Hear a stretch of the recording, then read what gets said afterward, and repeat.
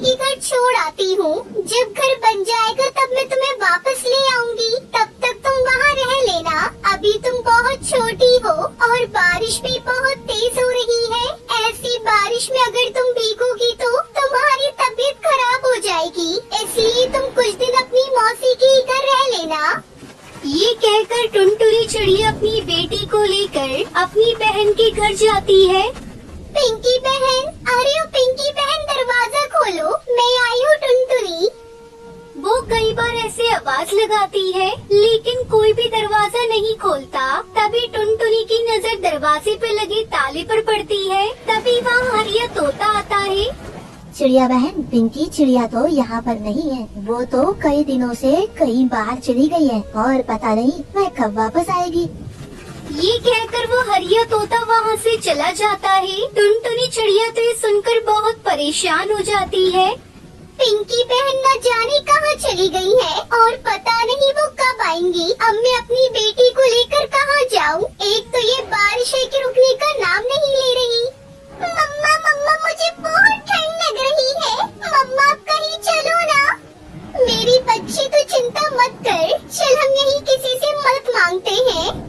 ये कहकर टुनटुनी चिड़िया कालू कौवे के घर के बाहर आती है। कौवे भाई, मैं दूसरे जंगल से आई हूँ और मैं अपनी बहन पिंकी चिड़िया के घर आई थी, लेकिन वो घर पर नहीं है और इस तेज बारिश की वजह से भीगकर मेरी बेटी को ठंड लग रही है। इसलिए आप मुझे बारिश के रुकने तक अपने घर में आसरा दे दो। ये सुनकर कालू कौवा अपने घर के अंदर अपनी पत्नी सुंदरी कौवी के पास जाता है।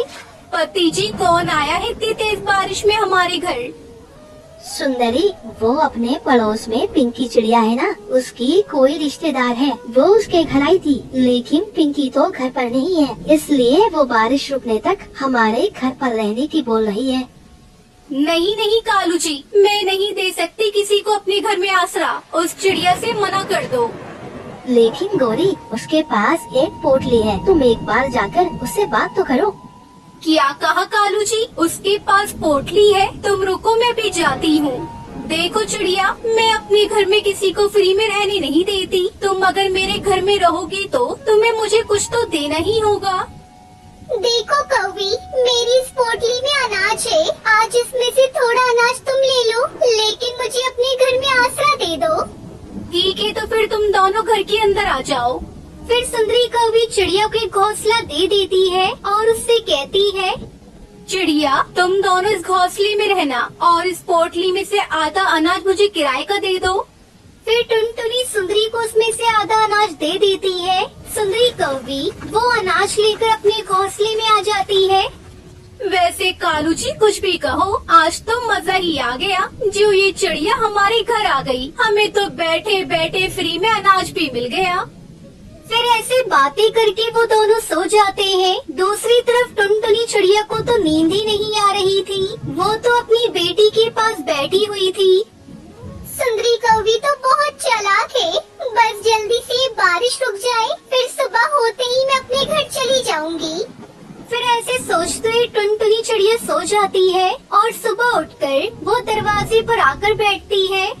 हे भगवान, ये बारिश तो रुकने का नाम ही नहीं ले रही है। अब मैं अपने घर कैसे जाऊंगी?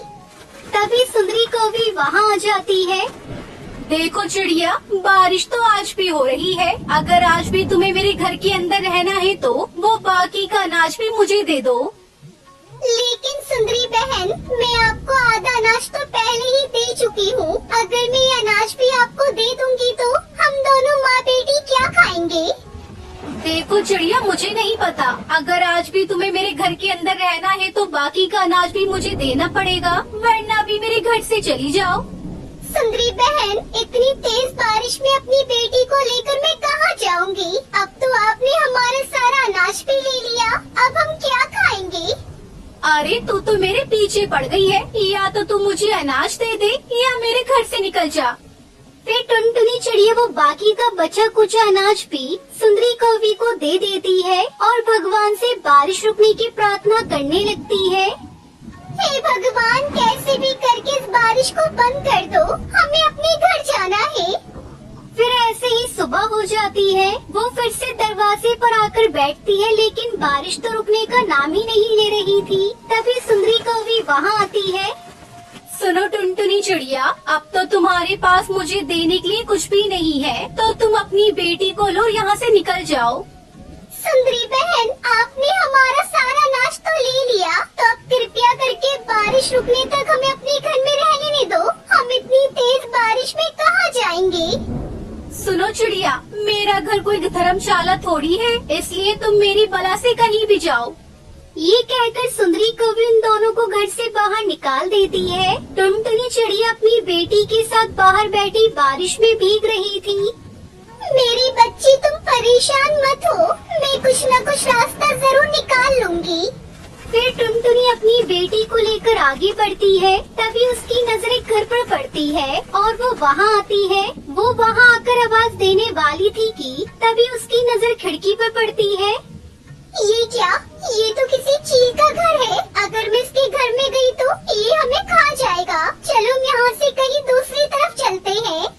ये कहकर टुनटुनी चिड़िया अपनी बेटी सुनहरी को लेकर वहाँ से उड़ जाती है और एक खाली जगह पर जाकर बैठ जाती है। मेरी बेटी को तो बहुत तेज बुखार आ गया है। अब मैं अपनी बेटी को लेकर कहाँ जाऊँ? यहाँ तो कोई हमारी मदद भी नहीं कर रहा है। तभी वहाँ से बंटी कबूतर गुजरता है। वो चिड़िया को देखकर उसके पास आकर कहता है, चिड़िया, तुम ऐसी तेज बारिश में अपनी छोटी बेटी को लेकर यहाँ क्यों बैठी हो? अगर ऐसे बारिश में भीगोगी तो तुम दोनों को ठंड लग जाएगी। कबूतर भाई, मेरी बेटी को बहुत तेज बुखार है और यहाँ पर कोई भी पक्षी हमारी मदद नहीं कर रहा। कृपया करके आप हमारी मदद कर दो।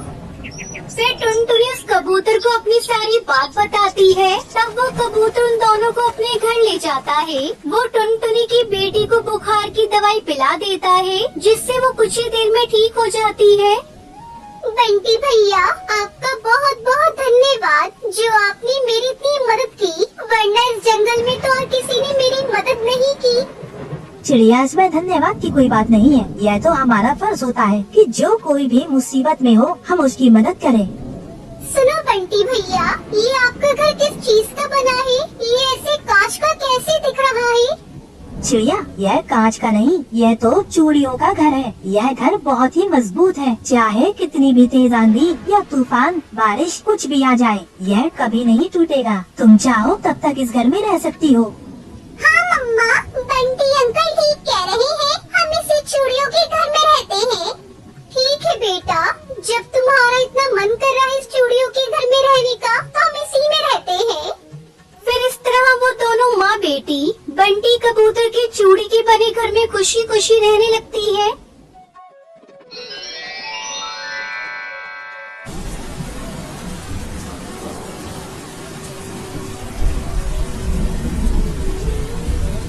हिंदुस्तान में एक छोटा सा जंगल था। उस जंगल में टुनटुनी चिड़िया अपने माता पिता के साथ रहती थी। टुनटुनी की माँ टूनी चिड़िया चूड़ी बेचा करती थी और उसका पिता मजदूरी किया करता था।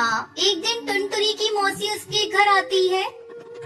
अरे ओ टुनटुनी दीदी, आपने टुनटुनी के लिए अच्छा रिश्ता बताने को बोला था ना। एक बहुत अच्छा रिश्ता मिला है। तुम चाहो तो टुनटुनी की शादी कर दो। बहुत बड़ा घराना है, उनके पास बहुत धन दौलत है। अपनी बेटी रानी बनकर रहेगी। लेकिन बबली बहन, उनका काम क्या है? क्या है? किस खानदान से है? तब तक आप लोग कमेंट पे बताएं 78 into 1 कितने होते हैं? काम की तो मत पूछो दीदी, उनके एक काम हो तो बताऊं, सैकड़ों काम है। तुम ज्यादा मत सोचो, बस टुनटुनी की शादी की तैयारी शुरू कर दो। अपनी टुनटुनी के तो भाग खुल गए जो इतने बड़े रईसों के घर जा रही है। जल्दी टुनटुनी और कालू कौवी की शादी हो जाती है। शादी के अगले दिन टुनटुनी के साथ सुंदरी कौवी उसे आवाज लगाती है। अरे ओ महारानी, कितनी देर तक सोती रहेगी? सवेरा हो गया है, जल्दी से उठकर चाय नाश्ता बना कर ला। माँ जी, अभी बना कर लाती हूँ। तू कान खोलकर सुन ले, इस घर में तेरी हैसियत एक नौकरानी की है। सुबह उठकर अपने काम पर लग जाया कर। माँ जी, कल रात से कालू जी घर नहीं आए हैं। कहाँ है वो? दिखाई नहीं दे रही है। तुझे उससे क्या मतलब? मेरा बेटा मॉडर्न है, मना रहा होगा कहीं अपने दोस्तों के साथ पार्टी। तुझे उसकी चिंता करने की कोई जरूरत नहीं। जब उसकी मर्जी होगी वो घर आ जाएगा। उसकी चिंता करने के लिए मैं अभी जिंदा हूँ। माँ जी, कैसी बातें कर रही है? मैं उनकी पत्नी मैंने तुझसे चाय नाश्ता बनाने को बोला था, जा जल्दी से बना कर ला। कल ही तो इस घर में आई है, अभी से हुक्म चलाना शुरू कर दिया। दुखी मन से टुनटुनी रसोई में चाय बनाने चली जाती है। रात को कालू शराब के नशे में धुत घर लौटता है। ये क्या कालू जी, आपने शराब पी रखी है? आपके मुंह से बदबू आ रही है। माँ, किस गवार से आपने मेरी शादी करा दी है? क्यों रे करमचली, तू मेरे बेटे से इस तरह से बात करेगी? तुझे कितनी बार बताना पड़ेगा कि तू इस घर में एक नौकरानी से बढ़कर कुछ भी नहीं। चल हट यहाँ से, मैं अपने बेटे को उसके कमरे में ले जाती हूँ।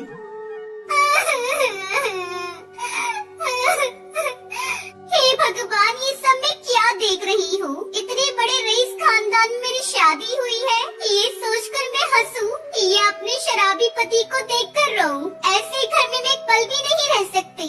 कल ही मैं अपने माँ पिताजी के पास चली जाऊंगी।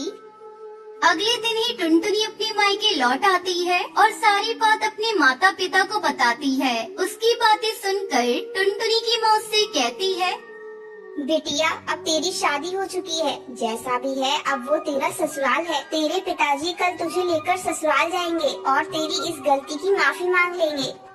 ये तुम कैसी बातें कर रही हो माँ? मैं तुम्हारी बेटी हूँ, तुम कुछ भी कर लो, मैं अपने ससुराल नहीं जाने वाली। मैं आप पर बोझ नहीं बनूंगी माँ, मैं आपकी तरह चूड़ी बेचकर अपना गुजारा करूँगी। टुनटुनी बाजार में चूड़ी ले जाकर बेचने लगती है।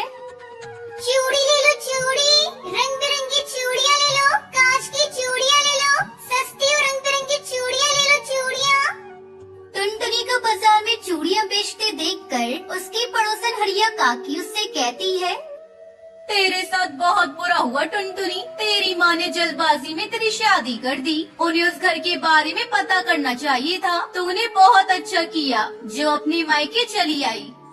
हाँ काकी, उस घर में घुट घुट कर मरने से अच्छा है कि मैं अपनी जिंदगी अपने तरीके से जीऊं, ना कि किसी की गुलामी कर कर। इस तरह टुनटुनी चिड़िया चूड़ी बेचकर खुशी खुशी रहने लगी।